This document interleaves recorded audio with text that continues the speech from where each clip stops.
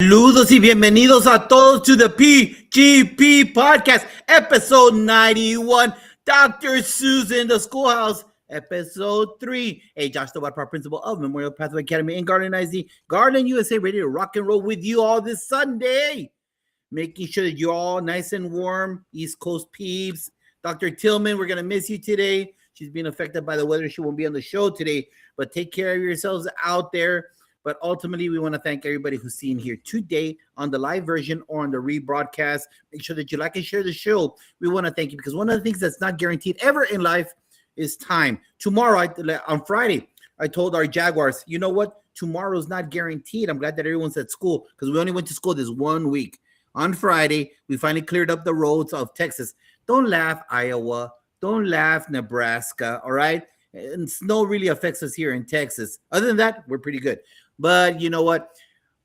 Tomorrow is not guaranteed. Time is a beautiful gift that we all have, and we want to thank you for being part of that. Remember that we are part of the Fantastic Four Network Super Saturday with Coach Sean Hurt. If you want to prepare as you're doing your budget codes for next year, and you want someone to break down your data when it comes back in May or June, he's the one to call. Call him. That guy guarantees you success because that's his mission in life. If you want someone to change the academic grade of your campus and or the culture, the doctors, Dr. Taylor, Dr. Sheikah Houston, they're the people for you. Give them a call. They're ready to go up there. And right now, their book, Amir's Journey, Amir's Journey is doing a great job. They're promoting it everywhere. Schools are buying it, especially today that we start a Black History Month. So it's a great book to make sure that we're in tune, ensuring with our African-American students. And El Jefe at 11 o'clock. I don't need to say any more about that guy.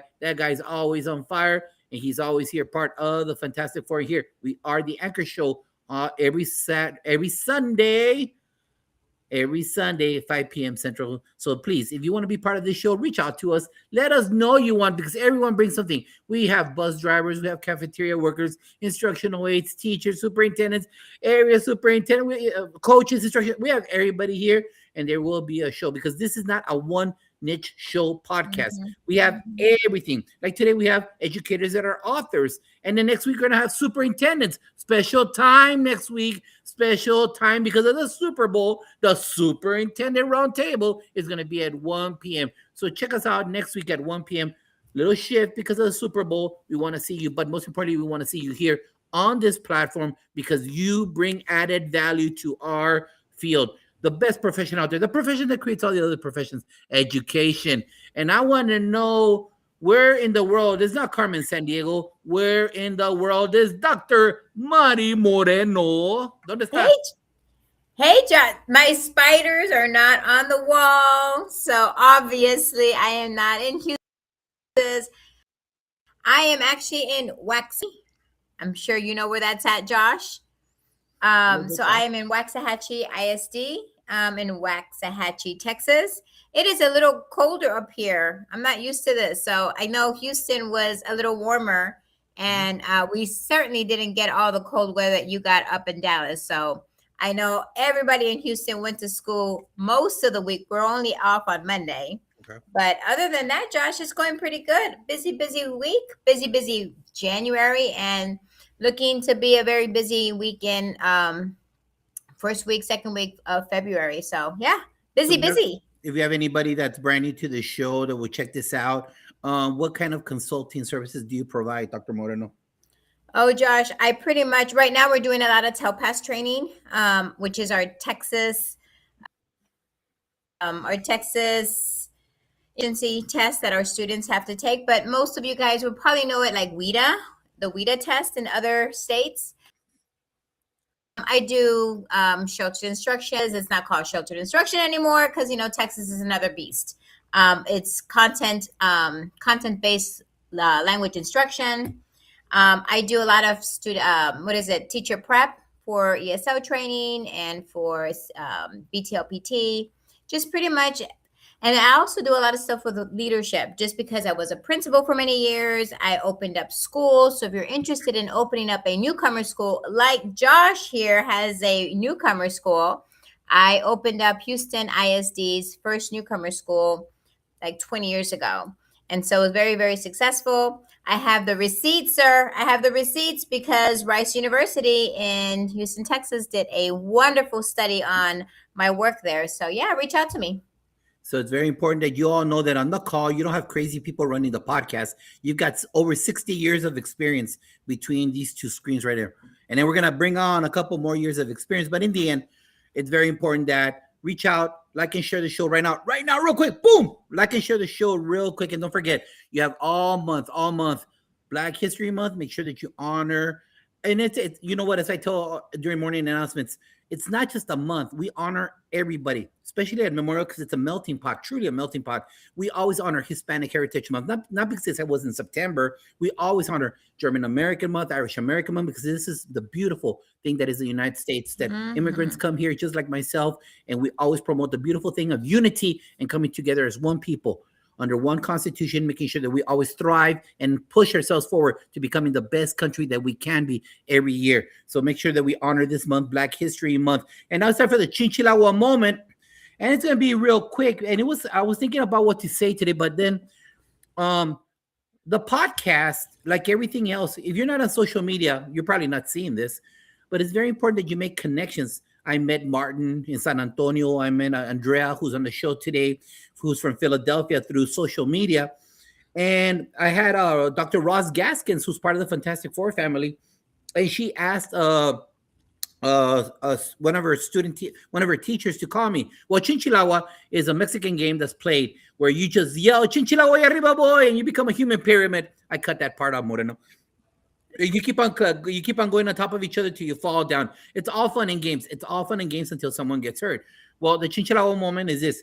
Dr. Ross Gaskin sent over one of her teachers, and she sent me an email, and she said, hey, would you mind talking to this individual who's working on becoming an administrator? And you know what? No one wants to sit in the chair. People don't want to become educators during this exodus. Now imagine becoming an assistant principal with all the new nonsense to be the certification.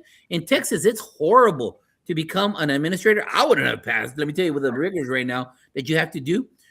And so she reaches out to me. I go, yeah, sure, of course. Why not? You know, that's the whole point. My job is to always make sure that I connect with people that I know. Hey, you could do this and you could do that. So she reaches out to me. I tell her, when are you free? And then we set it up as quick as we can. Obviously, on Friday was our first and only day of school week. So she sent me a link, and we're talking about MPA.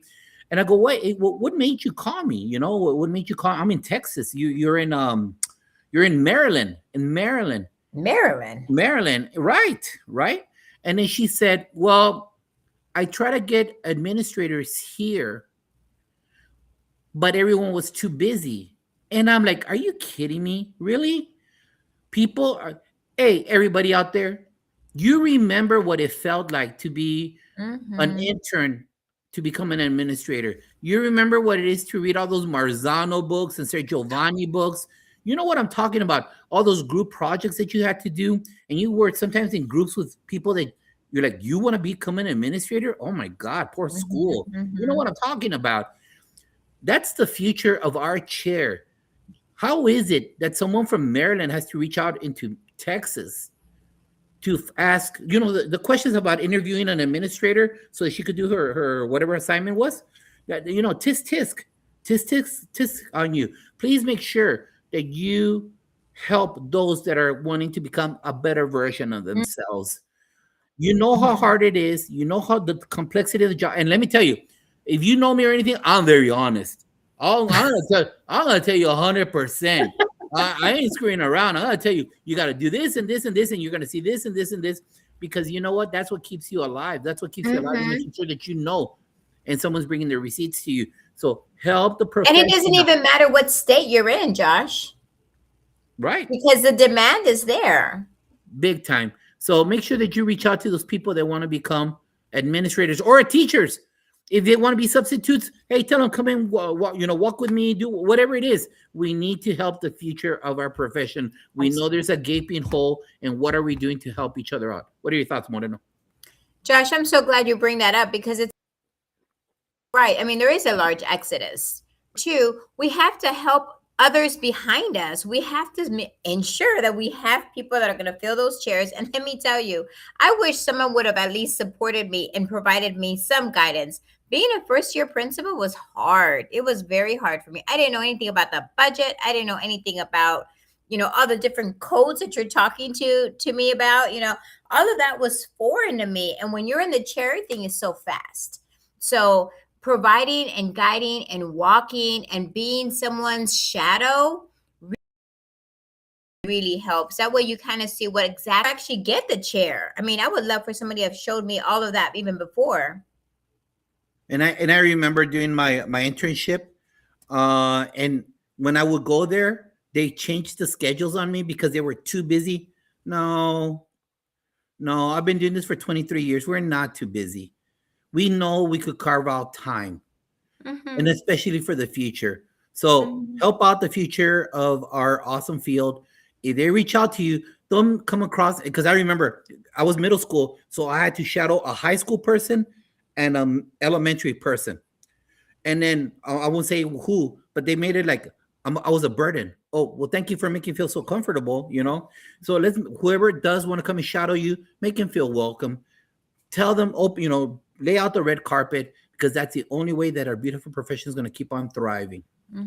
And so we're going to bring in our awesome guests who will be promoting their great books.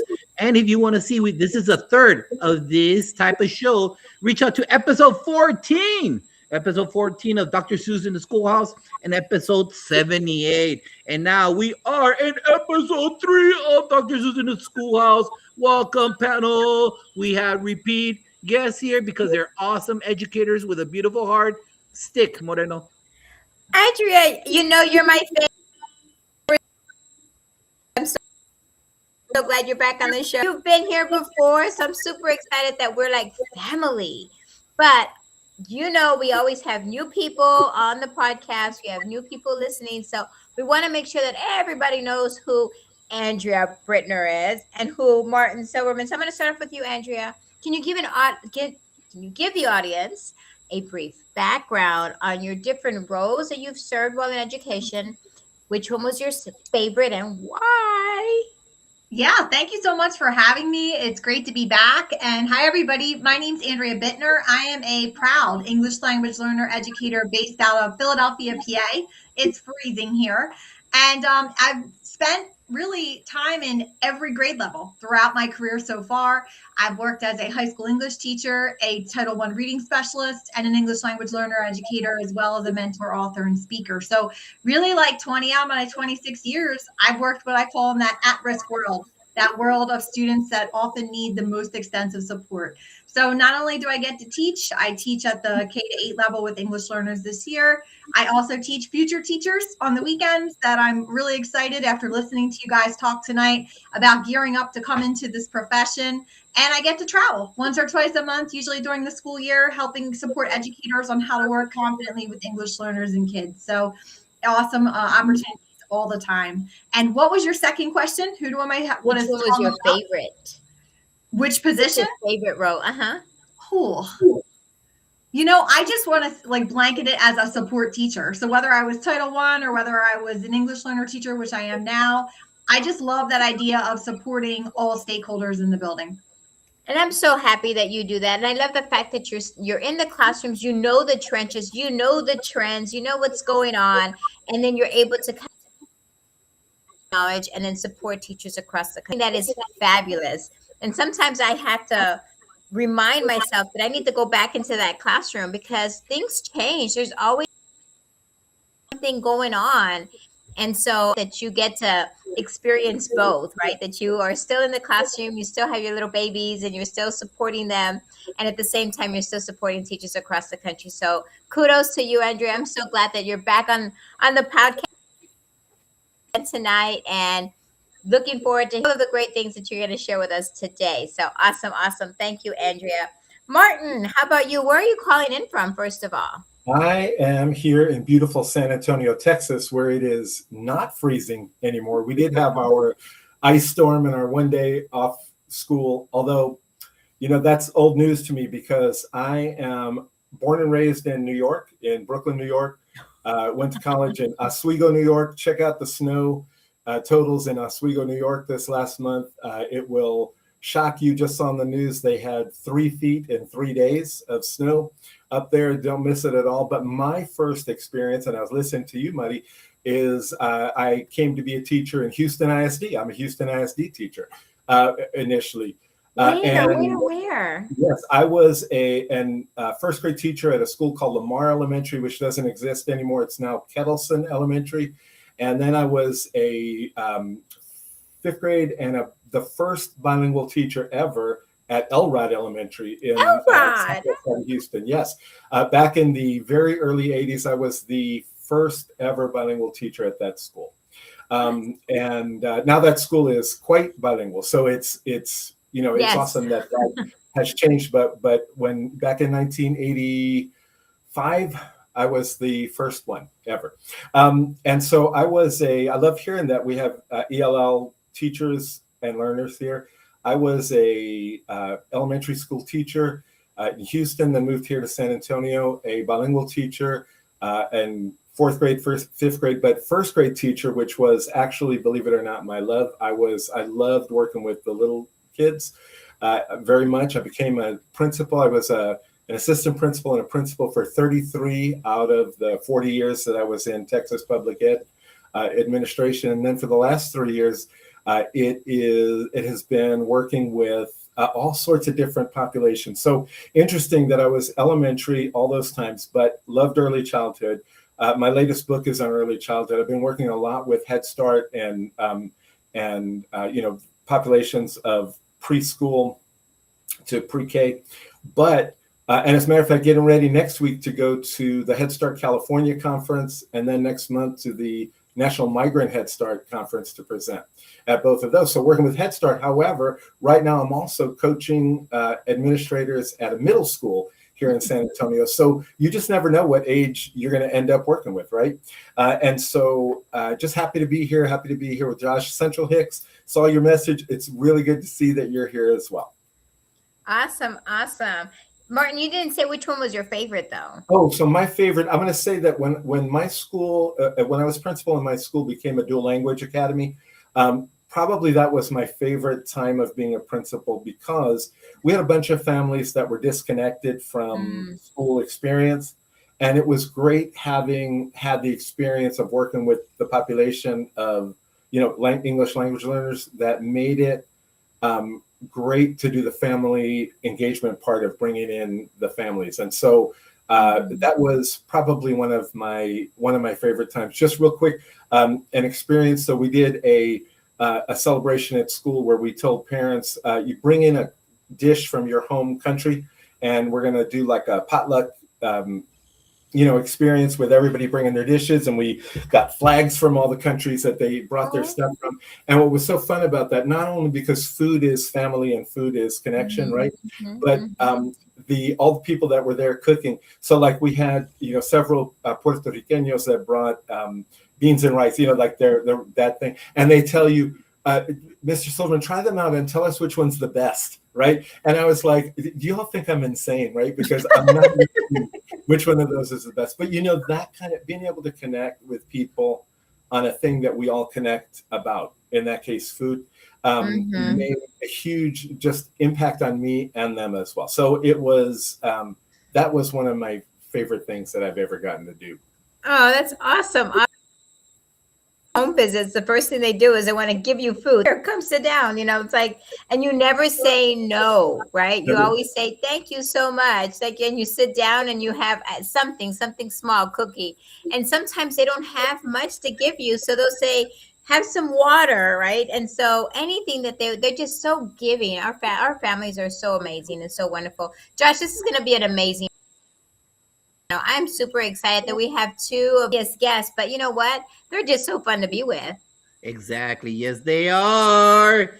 And who else we're excited to be with? With Central Hicks out of Texas, Dr. Melissa Jones Chunu out of Tulsa, Oklahoma. Rella Hicks, thank you for being here.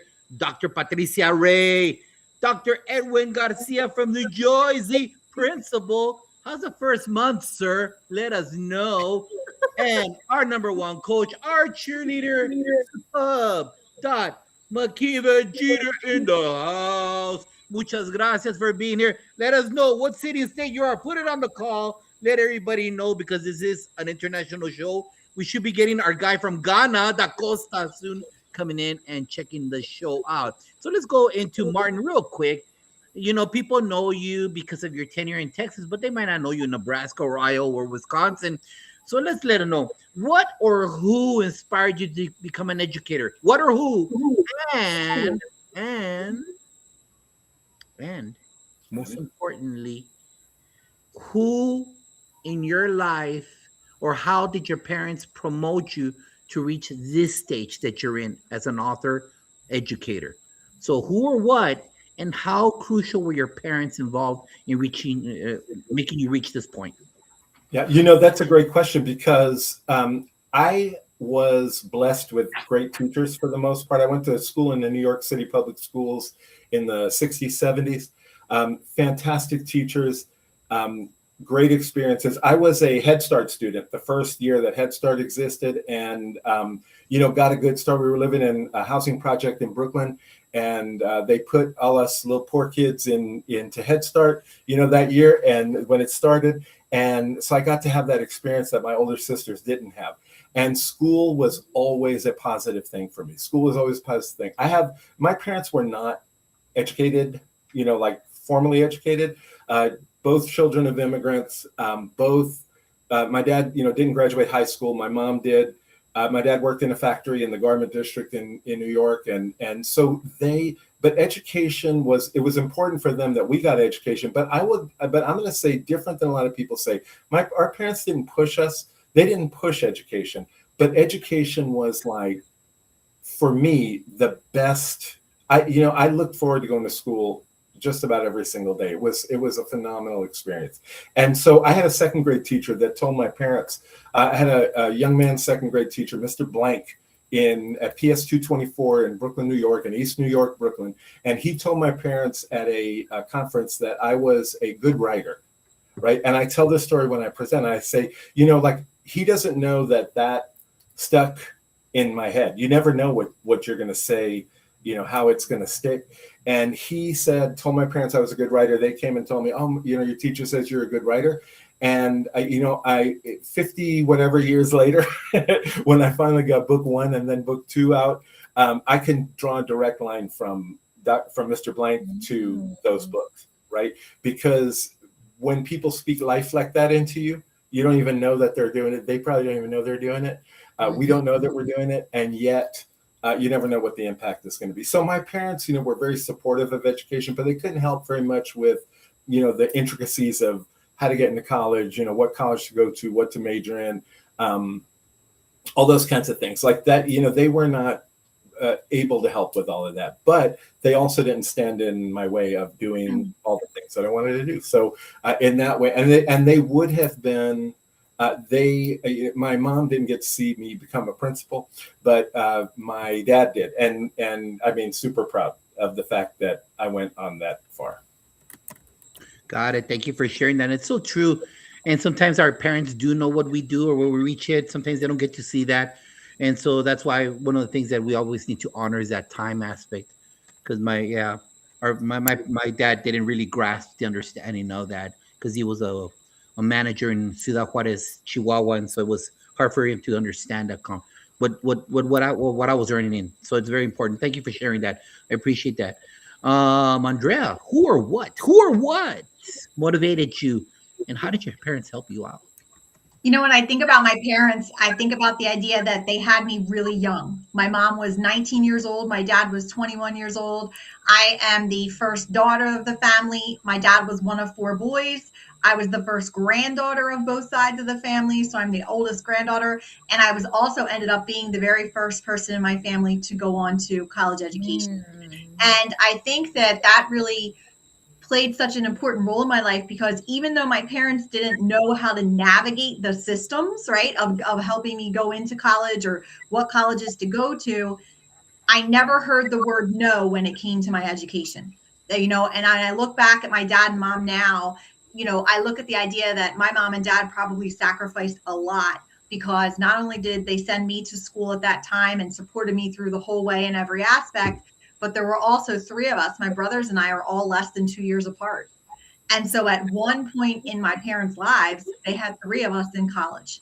And as a parent now myself, putting my own daughters through college, I have such an appreciation for not only their willingness to support us through that process, their willingness to never say no to whatever we wanted to try, but the courage that they must have had to figure it out, so that we all go on to do better things. And so I really think just that, that process, when I think about it, was a great one for us. When I think about teachers that, impacted me in a positive way, there are a couple that come to mind, and for different reasons. I think of Dr. Beth Wright, who was my creative writing teacher. She was the first person that ever told me, along with Valerie Schulman, that, hey, I think you're really good at writing. And I was like, wow, no one's ever said that before. And talk about, like you mentioned, Martin, like speaking life into students. That's one statement that impacted me immediately. But on the flip side, I became an honors biology student, and I had no idea how to navigate an honors level bio class because I wasn't a strong math student. I wasn't a strong science student. But what I did have was a first year, very strong teacher. And his name was Jim Donnelly. And his engaging us in that class made us want to work so hard that we were skipping gym to study for his tests. Not just me, my whole class would walk into the gym teacher that day and say, we've got a bio test, we cannot take gym today. And I remember him, having these battles with the gym teacher. These kids don't want to take gym today, and you can't schedule your test that day. But I just saw him this week at a basketball game I went to back at my old high school. And I was saying to friends of mine, I lit up like that 14-year-old girl, 30 plus years ago when I saw him and he saw me, and we chatted, and he's getting ready to retire in the next 2 years, he told me. But it was such an impactful time for me because he taught me the work ethic that could be involved, the frustration that you needed to process through, and the engagement that I really thrived in to work through something hard. And so I think between those English teachers and him, it impacted me to be the teacher I am now. Such beautiful stories. I love it. Such beautiful stories. And no, you were not skipping, ma'am. You were creating an alternate schedule for your academic success. You were not skipping, ma'am. You were ahead of your time on how to ensure your academic success. It's out there. Thank you very much for sharing those progressive ideas in such an early age. Big shout out to my sister from South Carolina, Dr. Shika Houston. Please tell me, Shika, how is a Palmetto State when I saw snow on palm trees? That was something else. When I saw snow on palm trees, I got you. Let us know, Shika, and check her out not only on Saturdays, but also on Wednesdays. Her and Tammy have a radio show. Hey, Shika, put the link if people want to follow you on Wednesday show also. Stick. There was snow in Florida, like on the beach. That was crazy. When I saw that, I was like, what? How? Like, how is it possible? But,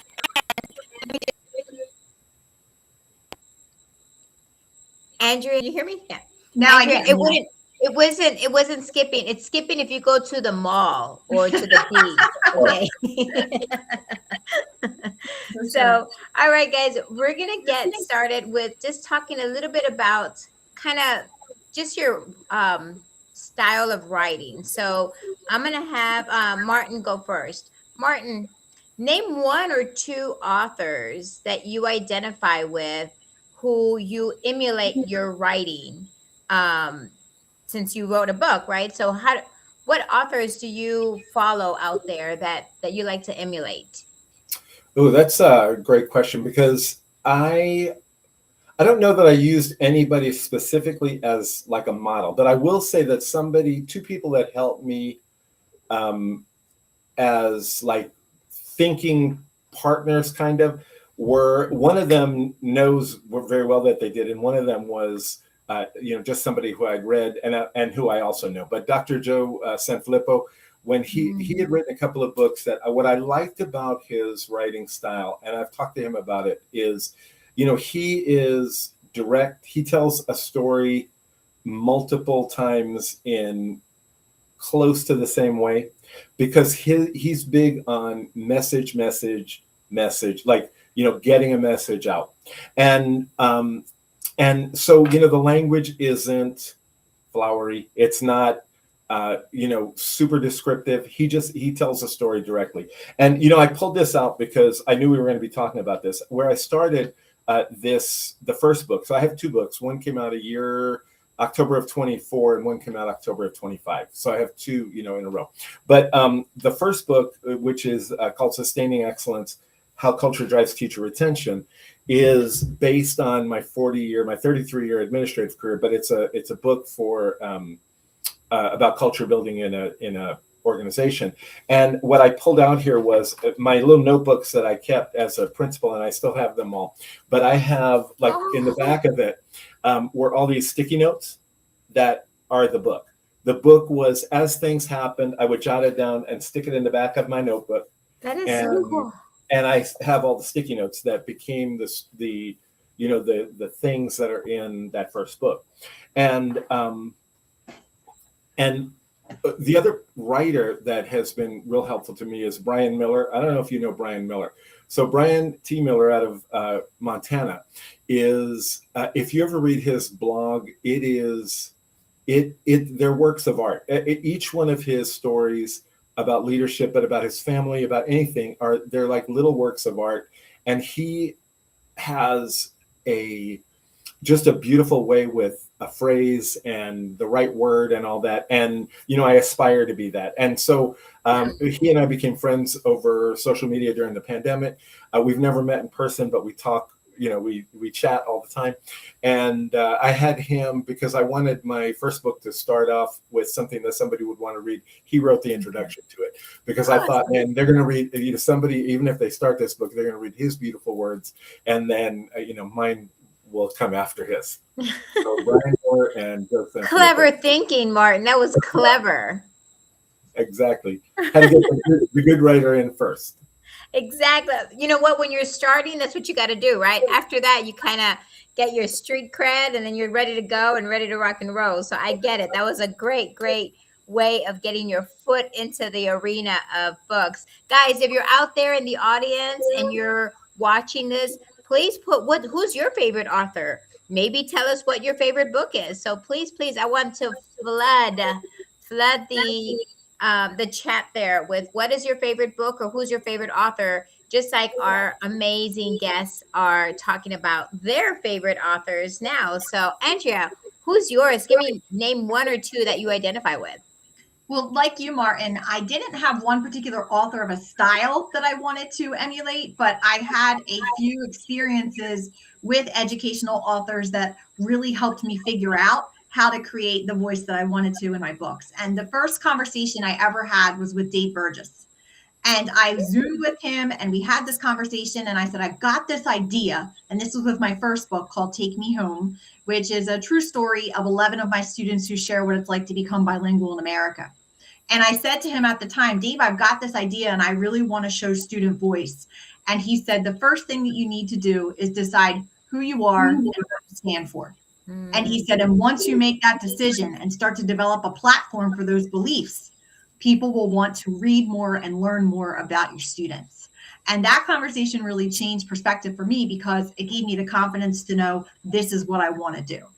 The second conversation that I had was with Principal L, who happens to live 15 minutes from me right down the street here in Pennsylvania.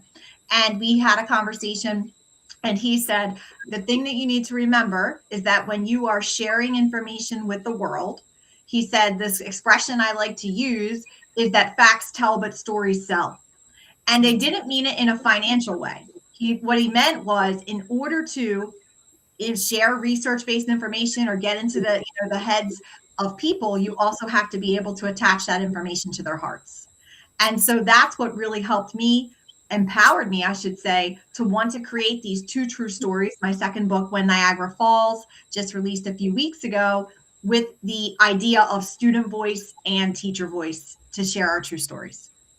That's amazing. Amazing. And I hope you have a copy of these 2 books to share with everybody later when we get to promoting the books, because those are some amazing, amazing resources there. Josh, oh my God, I'm excited.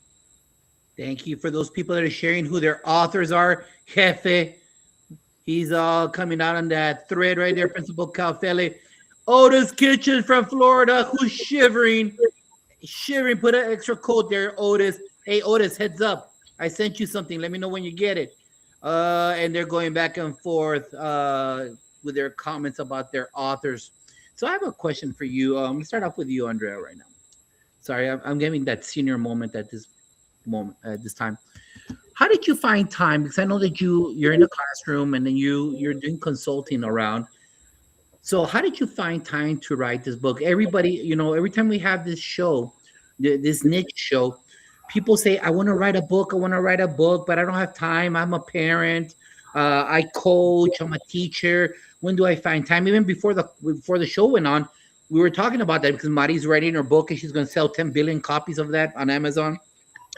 And so it's about how did you find time going to different places, educating your scholars, being a mama, your babies are going to college. I see that everything you're all over the place. How did you find time to do that? To make sure that you put the right thoughts, the right message, and why this book? What made you write this book? We'll get into details about it, but tell the audience the title of it when you go into that. So, how did you find time? Number one, and number two, why this book, and what's the title of it? So you're absolutely right. It's not easy to just find time, right? And as a matter of fact, I heard this quote from a friend of mine that works with the Teach Better team. And he said that 99% of the world wants to write a book, but only 1% of the world actually does it. And it's not an easy task, but what I will share with you is also not a fast accomplishment. Writing my first book took me almost 2 years from start to finish with process. And so from the time of getting the idea to taking the 6 months of interviewing the former alumni who are in their late 20s, early 30s, to, like we talked about, tweaking, retweaking, sending it out to trusted people in the field that I wanted feedback from, then looking at it again. How did I do it? Well, it was a lot of mornings. It was getting up a little bit early, not writing for hours, but taking 10 or 20 minutes, as I get up in the morning and have my routine, adding it to it. I would work on it sometimes at lunch at school. I remember sitting in my car at the end of the day, sometimes just taking a break for a few minutes.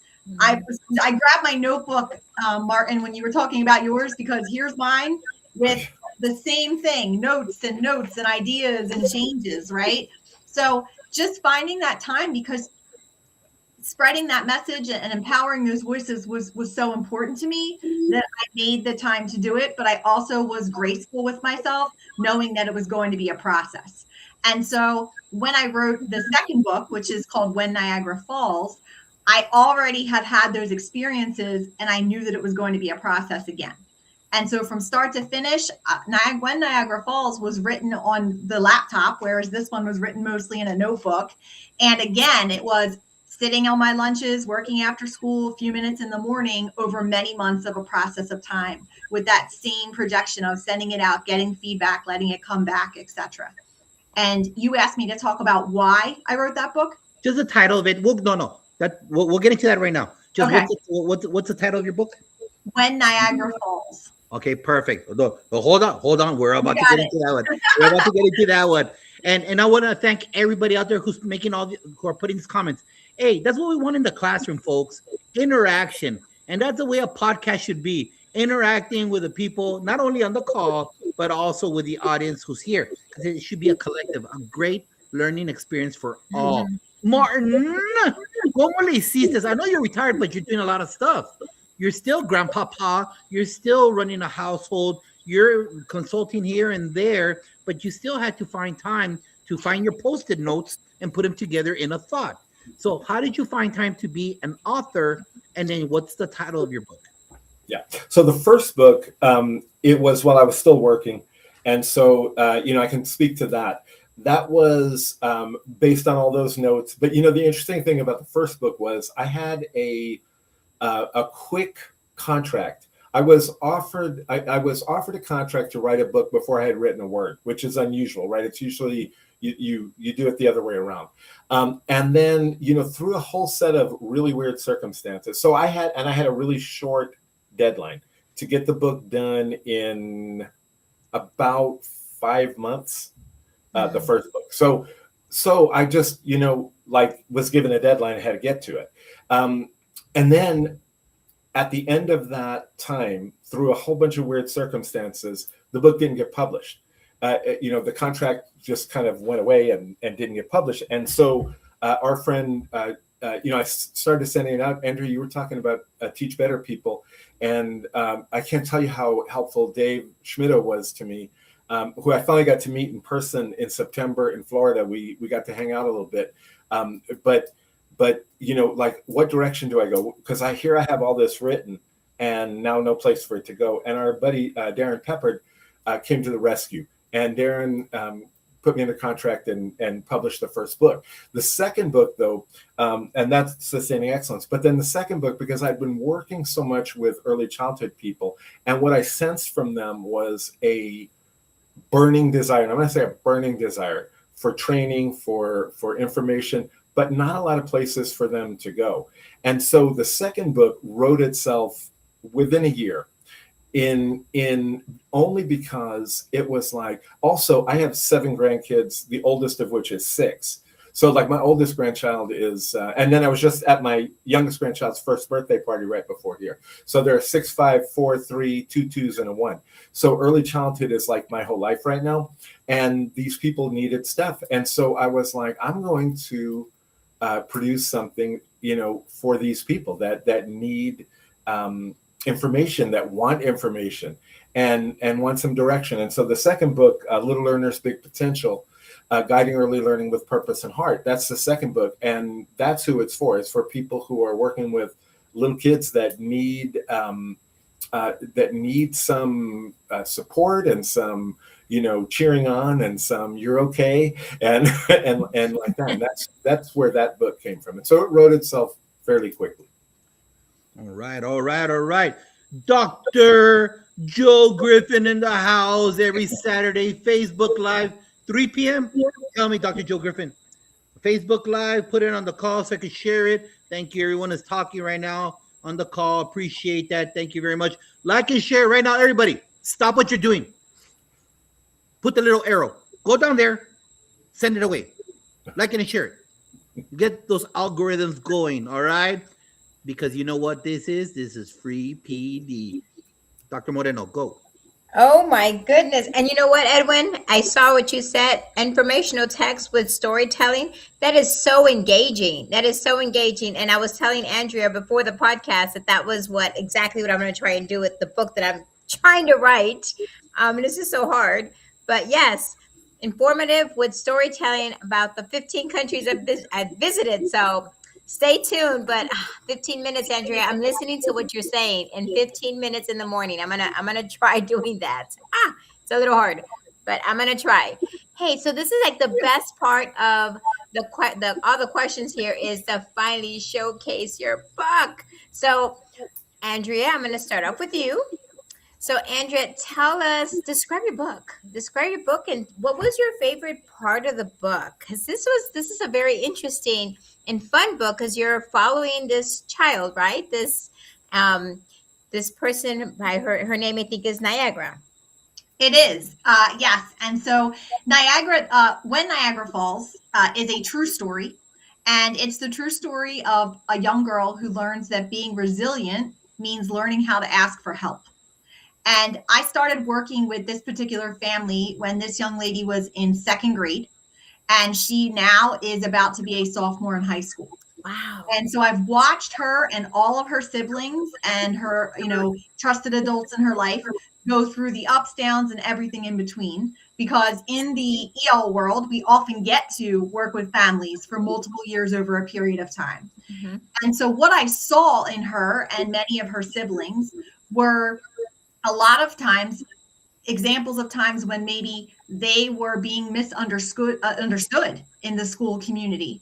And maybe sometimes they were not being addressed with all the layers that were added to their life. Because honestly, most of the time, unless she was willing to share, those layers were hidden. And so what I really wanted to do here was create a true story that showed people all of those layers that can happen before a student ever walks into your school building any day of the week, and to show how those layers of challenges can affect a student over time. And so what we created here was a story with 3 parts. It was important to me to include student voice, and it was also important for me to include illustrations. And so I found this amazing illustrator out of the country of Georgia, and I sent her the story, and we created the first piece of the book, which is the true story of when Niagara Falls and how she learns to ask for help. But it was also really important to me to advocate for the, how do I want to say this, for the lens and the voice of the teachers. Because as a support teacher, I also spent all of these years watching, at this point, dozens and dozens and dozens of teachers do their very best to support her. And so what I did in the middle was I created a poetry section.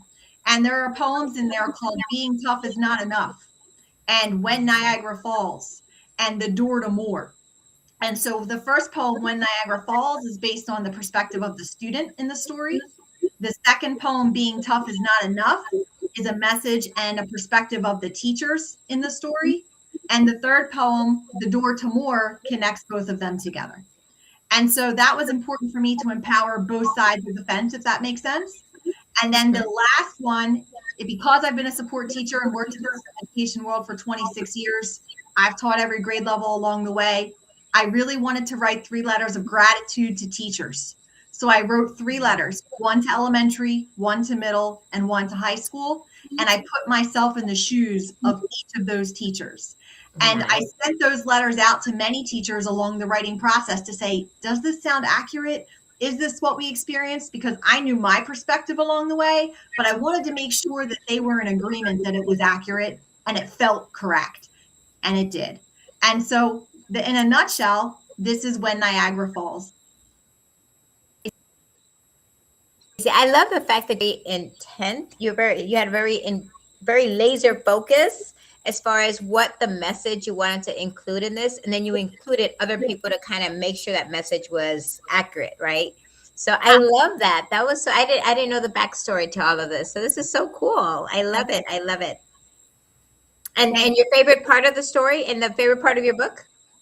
I really feel like I love it all, but I feel like one big impact I've seen immediately is the poetry, which was surprising. But the poetry is really resonating with middle and high school students that are reading the book.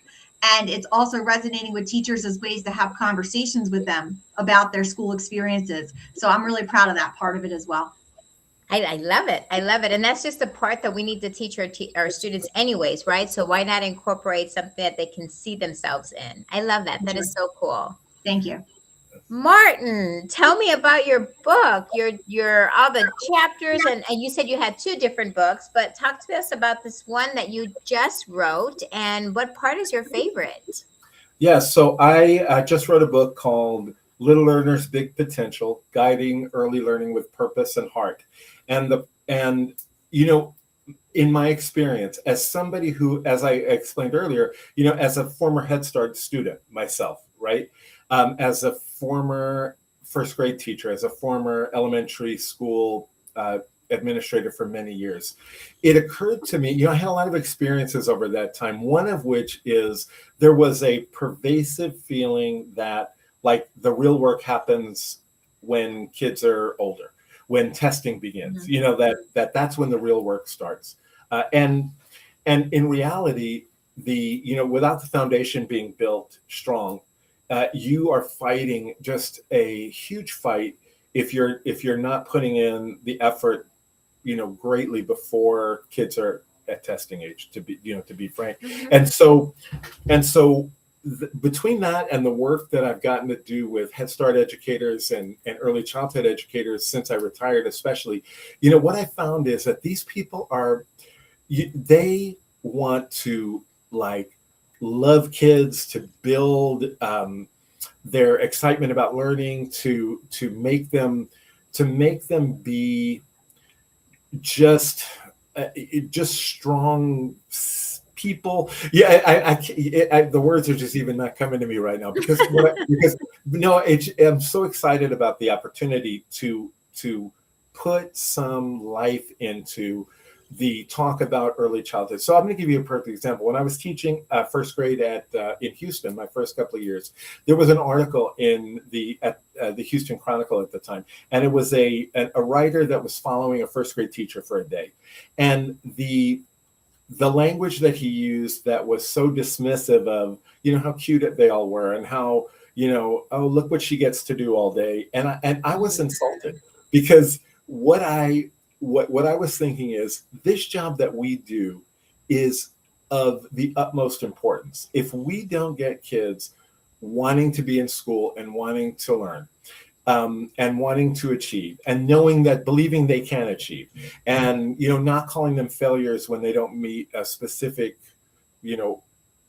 goal at a certain age, right? But telling them, you're not there yet, but you're going to get there. Like, we're going to build that. You may not be quite there yet. And Andrew, you'll know this, right? And Mari too, as a teacher of ELL kids, sometimes things come a little bit later, and it doesn't mean there's not potential, that not the drive, not the capability. And so I wanted to shine a light on the work that early childhood people do. So the chapters in the book do talk about, this is not a research book at all. The first chapter has some research citations. I talk about child development, but it's about how play is important. There's a chapter on play. There's a chapter on connecting families. There's a chapter on how to manage curriculum that's given to you. There's chapters. My favorite chapter, though, you had asked, it was probably the last chapter, and it's called Building Capacity by Letting Go. Because over the years, over the 40 years that I worked in the schools, the biggest change that I saw is that adults started doing everything for kids instead of kids doing things for themselves. Yeah. And so what I teach, part of the consulting I do, and also it's in the first book too, where I talk about administrators giving teachers autonomy. I'm talking about adults giving kids autonomy. Start with the middle school that I'm working with right now. I'm telling them, one of the things I'm telling them is, start with the expectation that the kids are going to do everything right, and then work back from that if you have to. But if you start with no, don't. If you start with negative and not strengths-based, you're saying that kids can't do things. You're limiting. We don't think you know how to dress, so we're going to have uniforms. We don't think you know how to behave, so we're going to have this draconian discipline management plan that's going to tell you all the things that you can't do, right? Exactly. Instead of saying to kids, like I did in my school, you want to climb trees on the playground, go climb trees on the playground. It's fine. And see what happens, right? When you fall, you fall. Yeah, when you fall, you fall. Exactly. And getting the parents on board with that was not as difficult as you would think. But it's like, you don't need an adult to tell you everything to do. Kindergartner, fifth grader, middle schooler, high schooler. We believe that you have the capability of doing it. Now make that decision, because otherwise we're going to send them off into the world having done everything for them, and then wonder why they can't, the failure to launch, right? And so that's probably my favorite chapter. I'm talking about it in the early childhood lens, but I talk about it in the adult lens as well. I love that, Martin, and I love the fact that you did that, because as a mom myself, foundation is so important, and it's before that age where they start testing. I could not afford a private school back in the day when I had my first child. I was only 21 years old when I had my baby. And I put my child, I had to work 3 jobs, but I put my child in a private school because I wanted him as early as first, a 1-year-old, where he's already doing this play Montessori things, because I wanted to make sure that my child knew how to read before he went into kindergarten. And so, it's just one of those things that, people don't understand the early childhood years, and those teachers work the hardest. Every time I see an early childhood teacher, this is me. I'm bending over this, because they are 100% underpaid, and they work the hardest to make sure, because they build that foundation. So early childhood folks out there, I'm giving all of you flowers, and shout out on the chat there. Tell me if you are in early childhood. teacher out there, because it is so important to recognize you. You are such a valuable person. And because of you, our children are able to read, and kids to read on grade level. We don't see that. And so here we are, middle school teachers are having to kind of do some backwards teaching to get our kids reading on grade level, because we just don't see it. It just, for whatever reason, kind of they fell through the cracks. But early childhood teachers are the best, Josh. So, and being the best, Edwin Garcia, we got to get you here for Dr. Susan, the Schoolhouse number 4, to promote your book, sir. Remember, reach out so we could set up that date for you to come and be part of the podcast. And yeah, for those high school people, they're so annoying. They're so, that's so elementary. That's so elementary. I don't do that. Well, maybe if you did, kids wouldn't ditch your class. Maybe if you did that elementary, did the pencil and the smiley face sticker, maybe they wouldn't ditch you. So those elementary things do work. Trust me. I can guarantee you one thing, because we're all human beings and we all like to be appreciated. And especially when we're putting in the effort, and that's what kids will want to please you. Even the hardest gang member that you might have that's always fighting, that kid never got the pencil. That kid never got the sticker. I'm telling you the fact. And there's a little gaping hole because he or she saw all the other kids get the ice cream for perfect attendance. They saw them getting the pizza party for A honor roll. That's just a fact. I'm telling you, because I've been elementary all the way to teaching at the university level. And those elementary things do work. They get to certificates. A pack of 36 and you handwrite one with Joe Smith's name on it, and Joe Smith never got one. That kid's walking around like he's walking on fire. He's like, wow. And I'm telling you, because I see that. Because the kids that we service at MPA, they are those kids that never got those things. And you know what? They're willing to work very hard for it. So yes, elementary stuff is rock solid procedures. But enough of my platform right there. My diatribe, 3 parts, Andrea, very simple.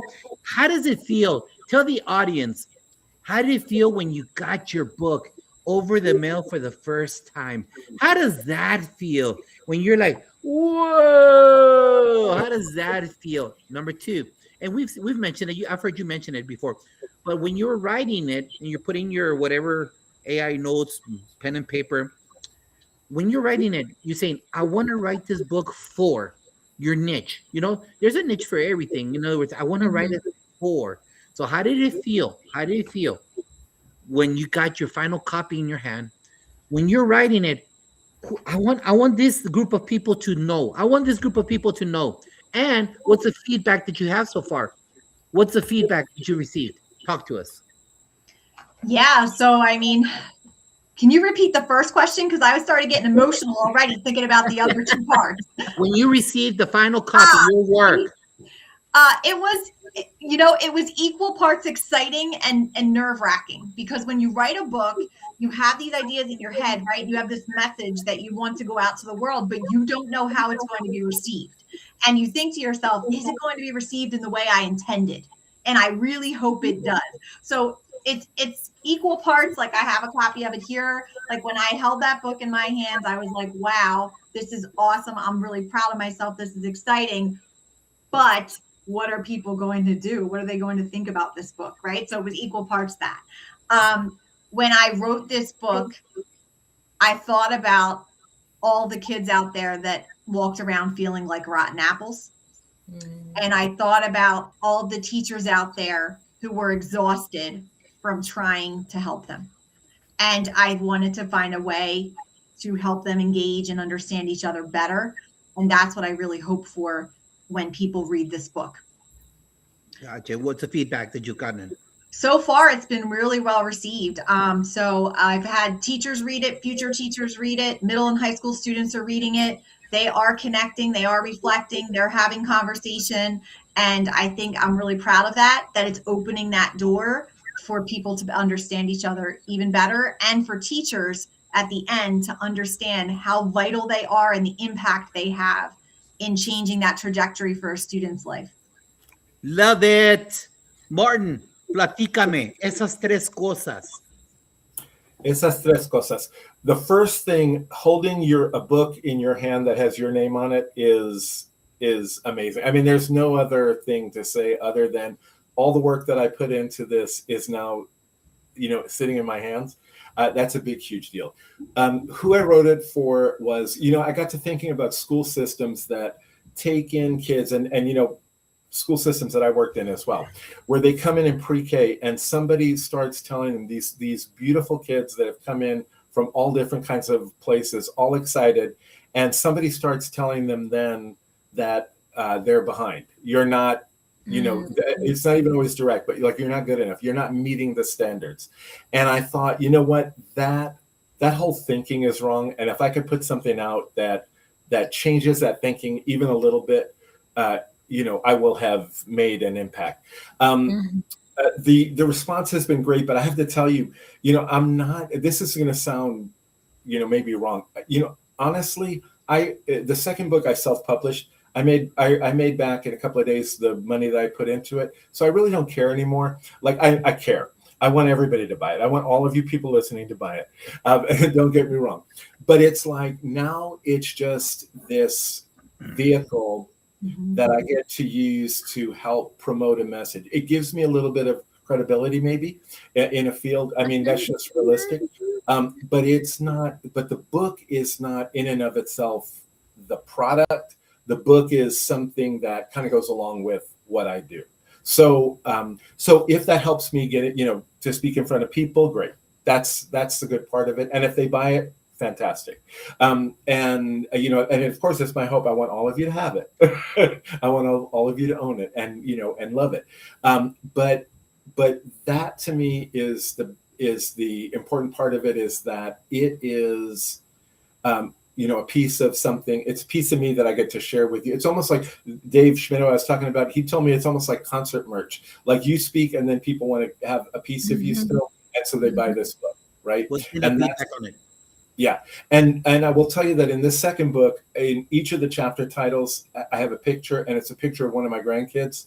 And so they're the titles. And so them opening the book, like when I got them there, the families, their copies, my kids, and I said, hey, look at this book. And they're like, Papa, look, because they saw themselves in the book. That was, it's dumb stuff like that means a whole bunch to me.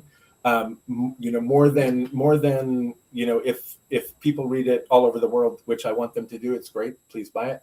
But my grandkids being proud of the fact that they were in this book was pretty huge. Early feedback on the book?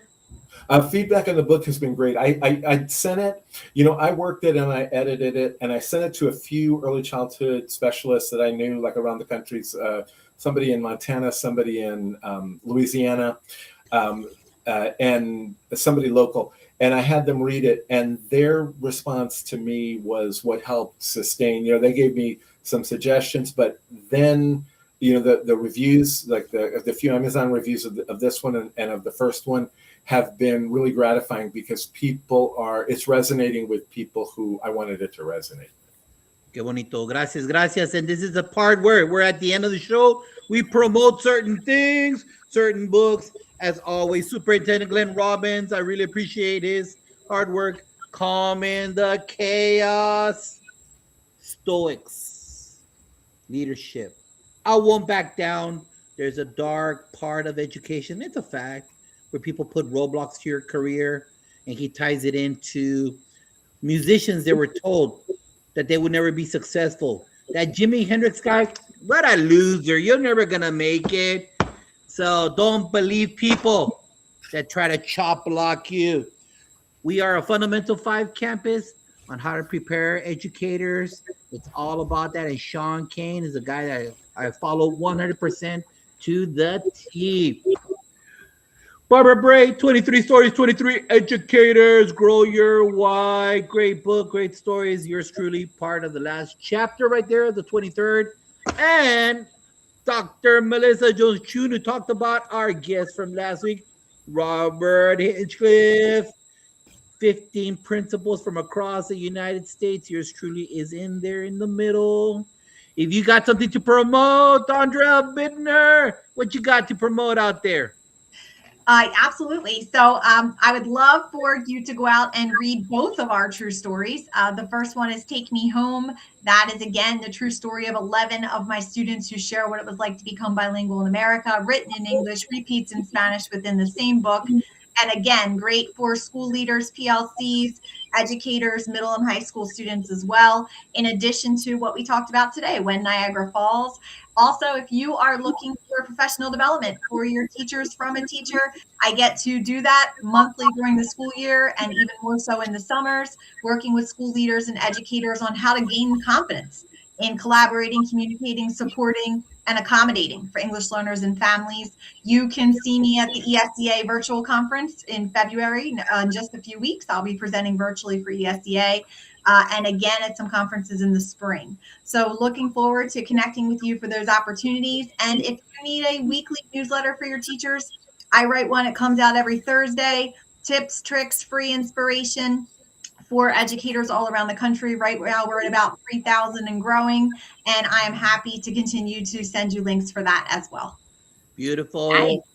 Joven Martin Silverman. Yes. So, of course, get the book, see my pretty grandkids, and learn about how to make sure that early childhood is done with purpose and heart.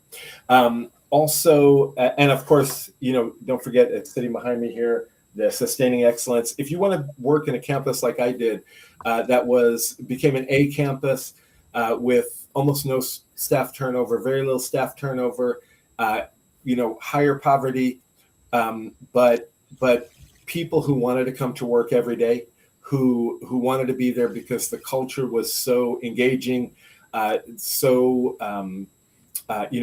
put the staff members' needs up high, right? We say it's all about kids, and that's true, but it's all about adults who make things happen for kids. And so creating a culture where, the adults are taken care of, they're given autonomy and trusted to do the right thing. And guess what? They do the right thing. And they did at the school that I retired from. I was super proud to be principal at Salinas Elementary School the last 8 years, and that happened.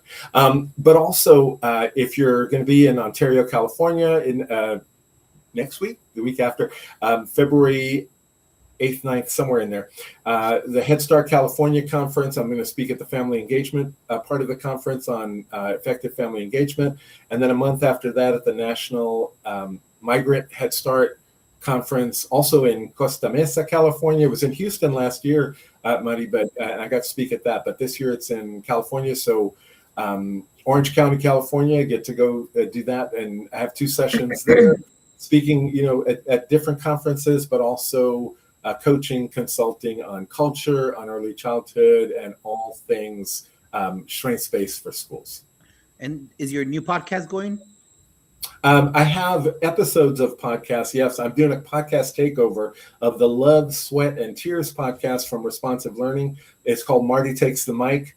I've had 3 episodes released already of my takeover of that. I'm not the actual host of that one, but it's been fun doing that after, all those years, Josh, as you know, of doing the Second Question podcast, 60 plus episodes. This has been fun getting to be the host again and talk to educators about just all kinds of different strengths-based topics for culture and making schools a place you want to work. Thank you. And you want to see his show from his first book. It's episode 35 on the PGP podcast back on January the 5th of last year. Episode 35. Hey, everybody on the call right now, I know you got podcasts. I know you got books. Put them on the chat and we'll promote it. That's what we do here. We connect and promote because you never know what kind of resource you will need. Stick, Moreno. And also, if you're out there if you're interested in to write another book, also tell us so we can look forward to seeing that new book or that you guys have. That's your next question, guys. Your next question is, start off with Andrea. So are you going to write another book? This will be book number 3 if you write another book, right? And if the answer is yes, what do you think it'll be? what would you tell an educator if they're interested in writing a book? I just had a conversation with an educator this week from the state of Montana who has some amazing travel stories from education. And what I said to her is what I'll say to everybody else: write the book. There are voices that need to be heard. There are voices that need to be amplified. Your story will help someone else's healing. Your mess will become your message. And I think that that is more inspiration than anything, to just write it down, get it out there, and connect with people around you who can help you facilitate that. So is there book number 3 for you? Oh, yes. I have one more in the bank that I've had as a title for years. And I think that it eventually give me about 5 years or so to get that next one out. But it will be based on, again, student voice and perspectives of the 30 students that could be in your classroom. And the working title is Fire Drill. Oh, I love it. I love it. Awesome. I love the fact that you've already planted that seed and it's going to on happen. my vision board. Yep. It's on my vision board for sure. Awesome. Awesome. Martin, how about another one? Is it in it? Are you in it? You know what, Andrea, I just have to say, I love how you started that by telling people to get their stories out, right? People need to stop thinking, oh, nobody will read this, nobody wants to hear it. And guess what? There are people that need to hear it, that want to hear it and need to hear it. And you never know. A third book, I don't know yet. It's not coalesced in my head yet, but you never know, because the second book I wasn't sure was going to happen, especially as quick after the first book, but based on the circumstances that I was getting to work with, it did. And so you never know when the inspiration might hit. Yeah, absolutely. I know when they asked me to do chapters in other books, I mean, sometimes it's just that little baby step, right? If once you write a little chapter or a little essay or the foreword or something, it really inspires. And I think that's kind of what happened to me. I chapters in 2 different books, but it's so nice to say that it is the entire book belongs to you. So I'm getting there. I'm gonna work hard to do that. Hopefully in the next year or 2 I'll have it complete. But you guys telling the world, because I'm taking notes as well. 20 minutes a day here and there, in the morning, after, on a plane, wherever you can kind of fit in, because 15 minutes is definitely enough time to even just put some thoughts down. And I love the fact that you guys still had your little sticky notes. I wish I would have kept all my little sticky notes when I was a principal, because that was like gold. And Mari, I'm going to break the flow just 1 second, because I want to go back on something you said that I think is really important. It doesn't have to start out as a book. My writing started as, actually, Andrea, with Teach Better blog. I did. Me too. Okay. See, I started with a couple of blog posts, and then I did a blog series, and then I started writing blogs for the TEPSA, the Texas Elementary Principal Supervisor Association, newsletter. I wrote an article, and then I wrote a series, and then and like that. And those stories, it's like builds the stamina. It's just like with working out, or as you practice to get better at something. You write small, and then your writing gets bigger, and then all of a sudden you have this big collection of things, right?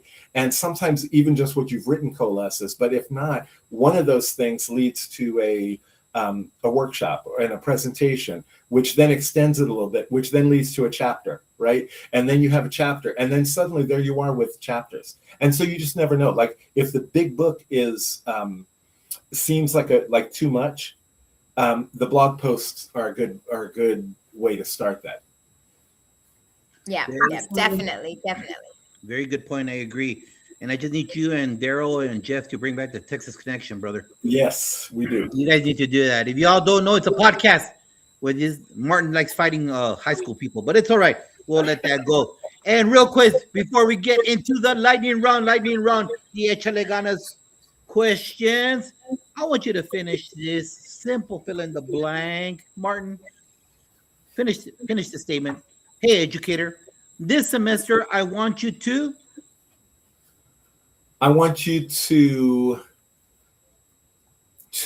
go along with what you think is the right thing to do because it's probably the right thing to do.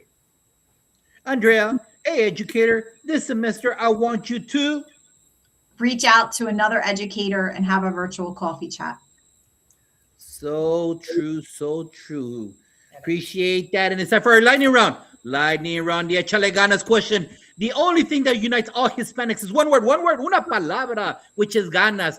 If you're Bolivia, Peru, Ecuador, Puerto Rico, Cuba, Mexico, una palabra. Only one unites us all. Ganas. After that, our foods are different. The speed that we talk is different. What word is that? In my country, that word is a bad word. I don't know what word you're saying. You know what I'm talking about. It's very important that we know. But ganas, it is a universal word that connects us all. Where a grandma will yell a su hija, échale ganas, mija, when she's singing in mariachi. Or a mom is yelling, échale ganas, when she sees her son playing soccer. It is a mom, and that's what I want.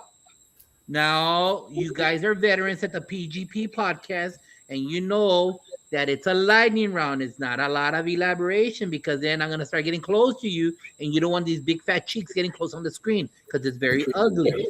So it's a lightning round right now, okay? And as we always say, ladies go first. Always, so we're going to get started with you, Ms. Bidner. Give advice to a substitute teacher. Don't sit at the desk. Read a note, an email, and text from a parent, a colleague, or student that inspired you with their words. I got an email this week from an EL teacher who's starting to write her own book. Send some flowers to an active colleague who inspires you. Carlos Ojeda, he came out to my school to speak to students this week and was phenomenal. Name one person the audience should follow on social media. Cool Speak. Say it again. Cool Speak. What would you prefer, camping, Las Vegas, or the beach? The beach. Tell the audience who your favorite singer is and what's the favorite song that they sing. Bruno Mars song Perm. Which superhero do you identify with the most? Captain America. What movie do you and your family love to watch? Christmas Vacation.